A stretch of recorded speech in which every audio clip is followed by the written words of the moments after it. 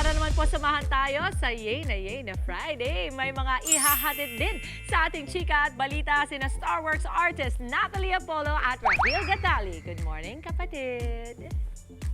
Maraming salamat, Mama Dims! Nakakalokang mga nangyayari ngayon, no? Oo nga daming nangyayari sa mga politika ngayon. Nakaka-stress. Lalo nang iyong mga nangyari sa Senado nitong mga nakarang araw. Totoo, di ba? May nagkudeta, may nadapa, may nagsigawan, meron pang naiyak at nagkabarilan pa. Ang mga nakaka-stress na eksena yan, idinadaan lang yan sa kulit na ilang mga nating kapatid. Narito ang report. I, Alan Peter Shram Cayetano. I'm not finished. Sa Senado, batas dapat ang pinagtatalunan. Pero nitong nakaraang araw, parang naging variety show na. May action. May drama. Kung hindi ko papasok, ginahanap niyo ako! I still have the floor.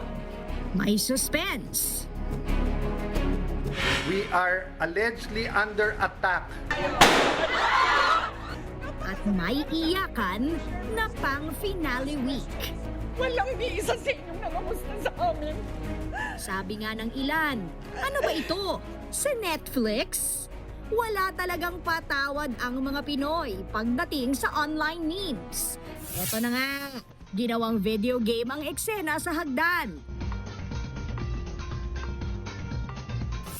Pati ang emosyonal at seryosong usapan, aba, ginawang acting exercise with OG Diaz.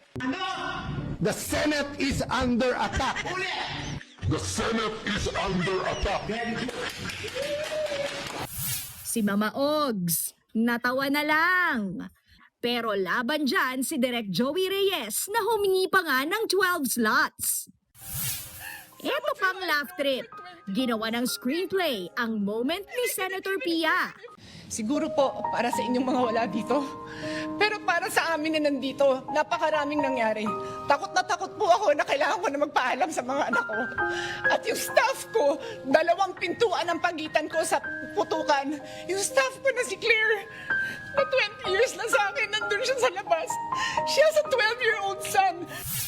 Ang live na ito naman ng magkapatid na senador, it's giving pabebe girls daw. Ay, kami ang pabebe girl. At wala kayong pake kung pabebe kami sa mga video namin. At wala kayong karapatan dahil nanonood lang kayo. Tama. Kaya huwag kayo mangingialam kasi kahit sino man kayo, walang makakapigil sa amin. Edits, remix, at reenactments. Maraming Pinoy ang tumatawa na lang. Kasi kung hindi mo gagawing katatawanan, baka ma-high blood ka lang. At ang masakit, kulang pa rin sa maayos na performance sa public service. Nagbabalita mula sa Frontline, Laila Chicadora, News 5. Punta naman tayo sa minsan kuya, pero certified tito na, Tito Andre! Alam niyo, dahil mga bata pa kayo, I will allow that for today. Pero thank you and good morning kay Rahil at kay Natalie. Mga bata, no? Mga 13 and 14 years old. Sila po ay parte din ng Star Wars Black One. Maraming salamat sa inyo.